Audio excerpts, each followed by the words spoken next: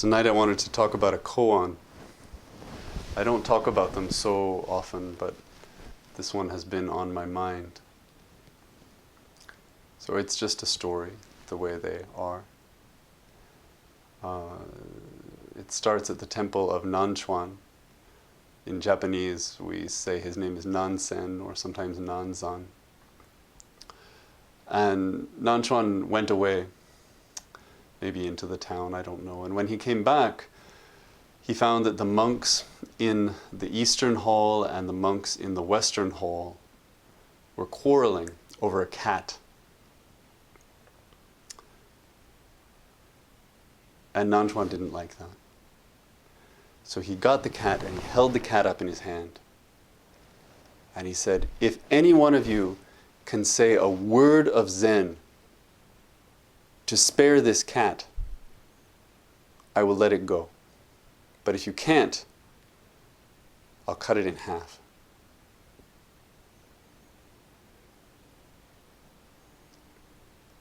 And no one says anything.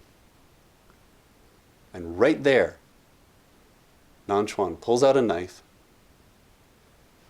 and he cuts the cat in half and leaves. That's part one.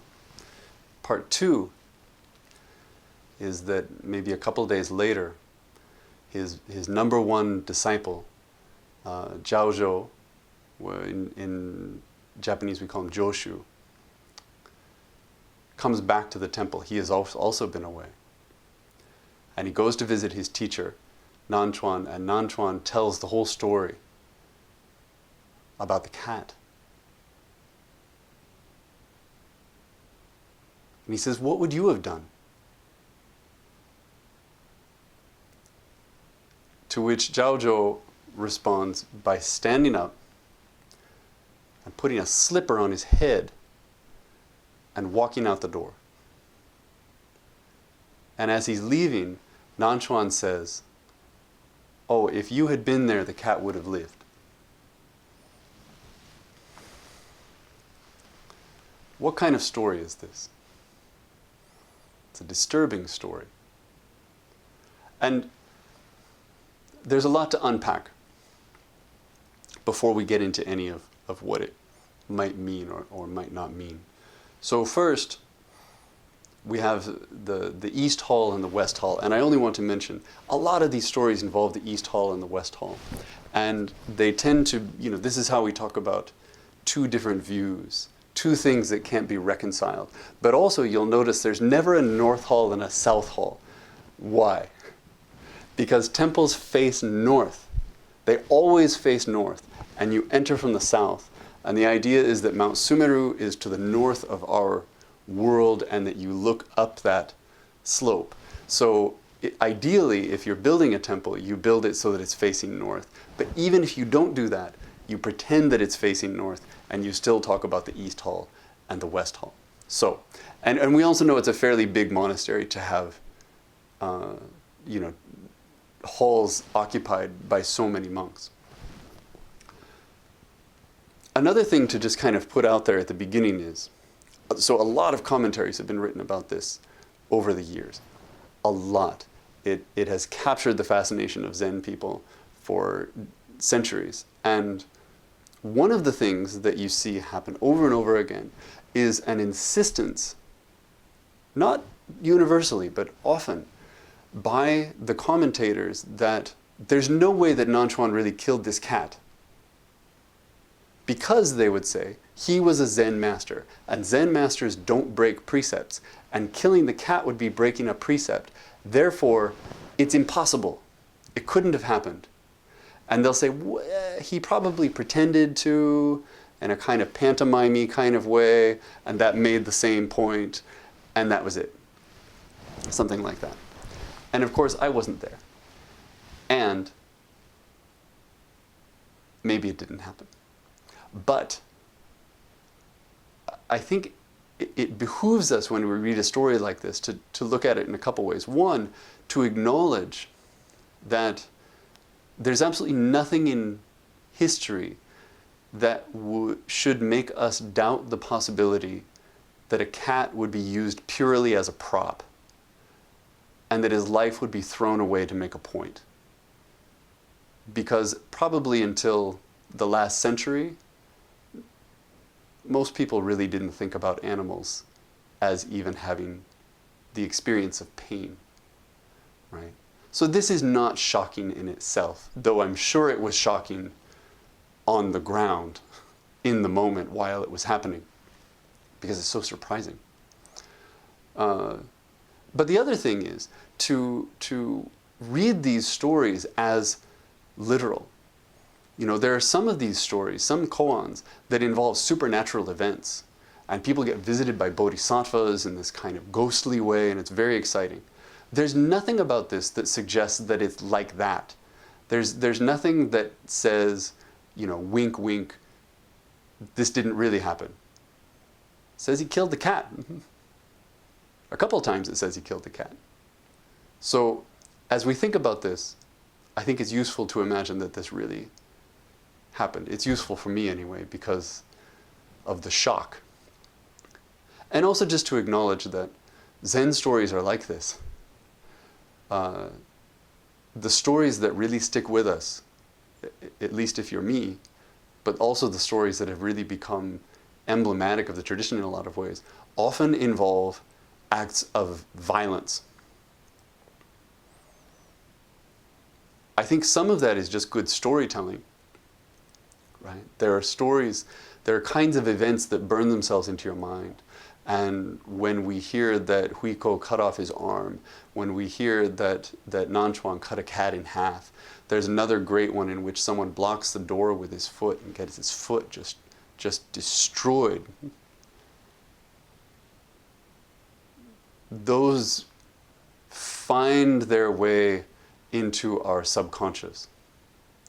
But we should also just notice that this is a peculiar thing about Zen, that Zen likes to tell stories in this kind of bloody way. And we just get to wrestle with that here. So, why am I thinking about this story recently? A couple of reasons. The first has to do with part one, with this moment of Nanquan standing in front of the assembly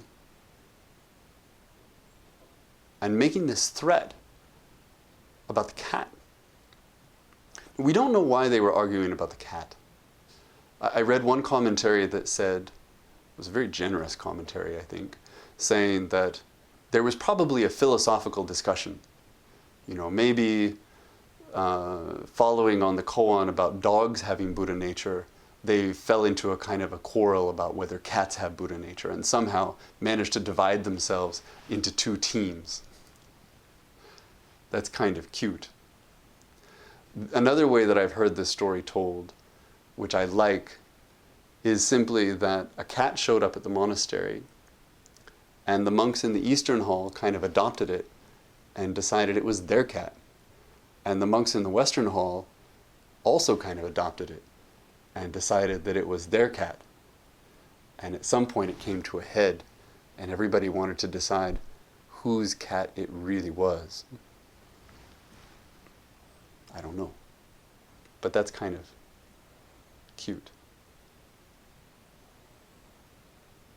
In either case, you have these two groups of people who have decided, for whatever reason, that things have to be this way or they have to be this way. And then Nanquan stands up and he says, I can solve this problem. Except he isn't really solving the problem. He says, I can solve this problem if one of you will just say something. And no one says anything.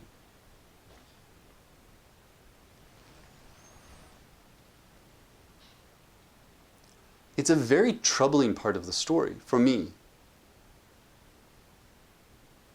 Why? How did they get that stuck in that moment? Did they get wrapped up in their heads? Were they stuck on this idea of one word of Zen? Was it, I have to say exactly the right thing? And they don't know what that is, and so nothing happens, and the cat dies?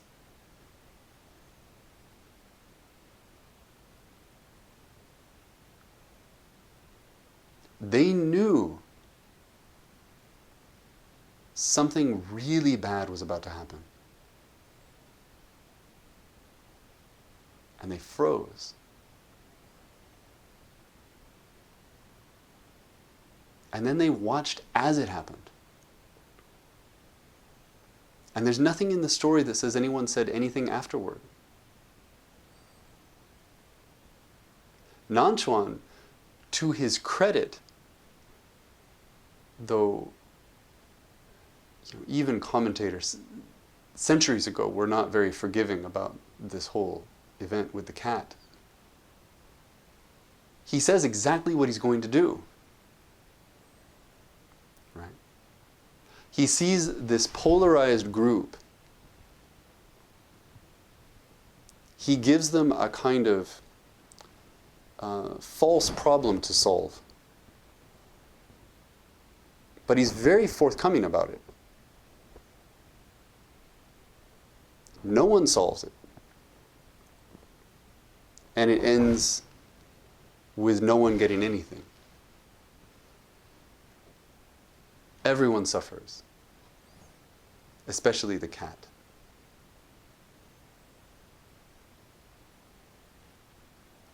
Part of why I keep coming back to this story in my mind recently is simply because I think about politics and I think about voting.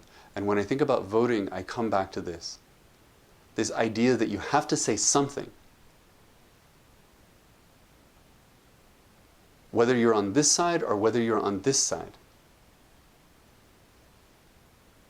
There's an invitation to just simply say something. When you see that there's a problem, you say something.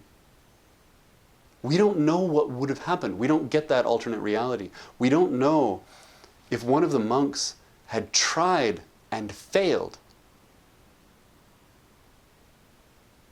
If he hadn't said something good enough, what would have happened to the cat? I don't know. Instead, we're left with their silence. Their complicity in this murder that was, across space and time, utterly senseless. So part of me hears this story and goes back to this story as a reminder that even if you don't know what to say, you still have to step up. You can't be one of the monks who never said anything.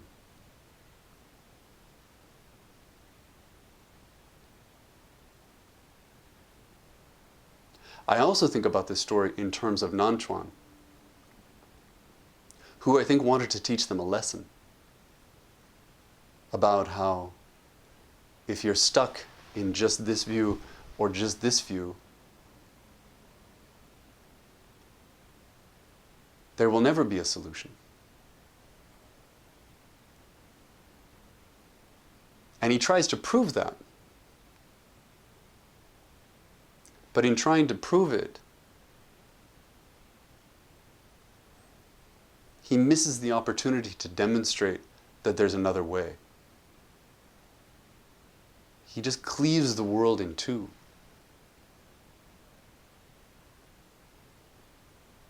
And now he's left with that. Ultimately, to my mind,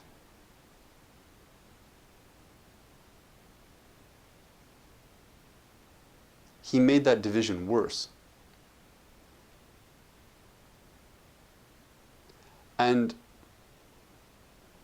when Zhou, when Zhao Zhou shows up a few days later, I don't know if Nanquan is so excited about what he did that he tells the story, or if he's so disturbed by what he did that he tells the story.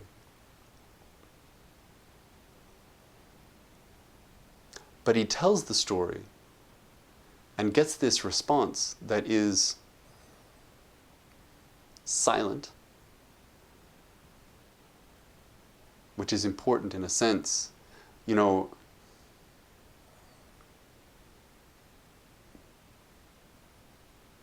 we talk so much, and there's so much to read, that we forget that Zen begins as a transmission beyond words. And so in a lot of these stories, something critical happens, not by someone saying something, but by someone not saying something, or by someone doing something.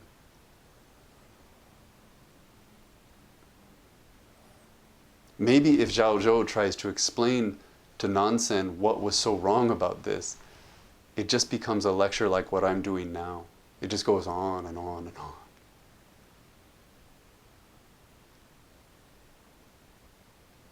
So he does something kind of absurd, and he puts this slipper on his head and he walks out the door.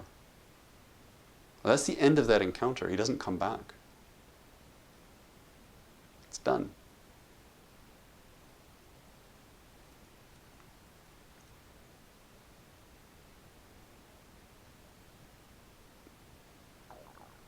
I like this story more and more. With every year that I think about it, the more I appreciate this absurd moment at the end. Not because it means anything. Not really.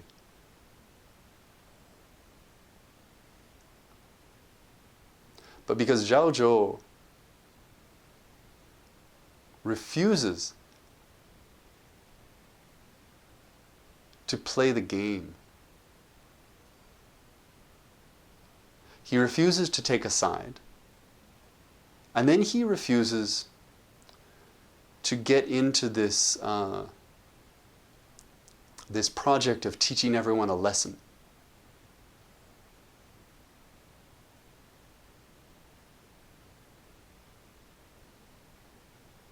Instead, he finds another way.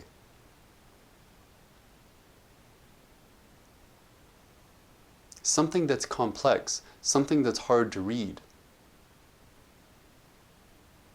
But that's the reality of it. I love that it's a cat. Why? Because cats don't care about you. So if the monks in the East Hall thought this is my cat, and the monks in the West Hall thought this is my cat, they were wrong from the start. The cat becomes reality. Not something they can hold, not something they can manipulate, not something they can keep.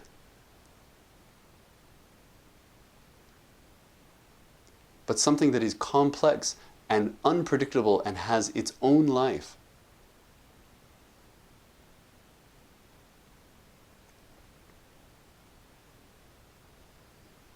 So I look at this story, and again I look at where we are now in the world. We're 2 weeks away from an election, which is on a lot of people's minds. We're years into a sense of division that is at times heartbreaking. And then we have a story like this little story. And we can ask ourselves, who am I in this story?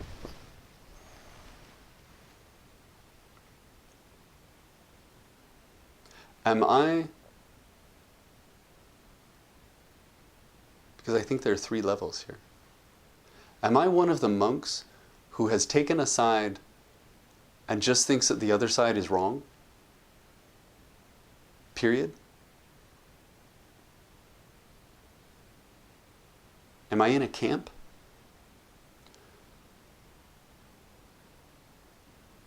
Or, like Nanquan, am I someone who kind of falsely tries to rise above it all and say, there, everyone. There's a way to meet.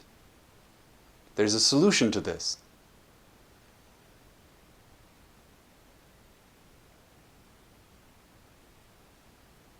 Or are we Zhao Zhou?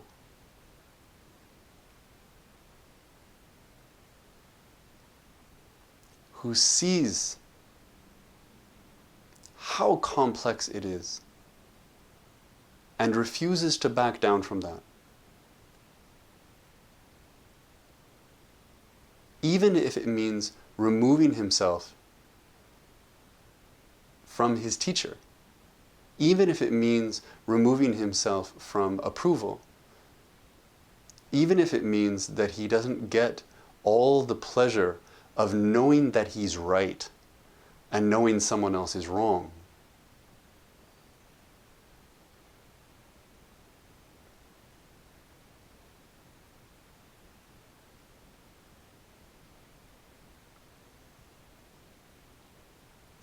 I'm all three, different times of the day, but the hardest one is to be Zhao Zhou. I'm him the least. There's no satisfaction in it. There's no immediate reward. There's no feeling of solidarity, and there's no feeling of superiority.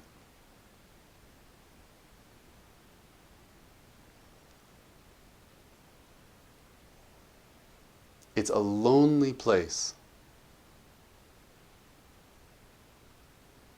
to step outside of that kind of duality, of that kind of battle, of that kind of you and me.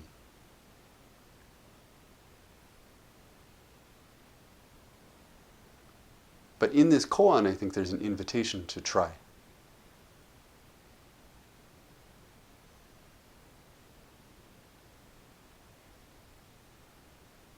And that's where I'll stop.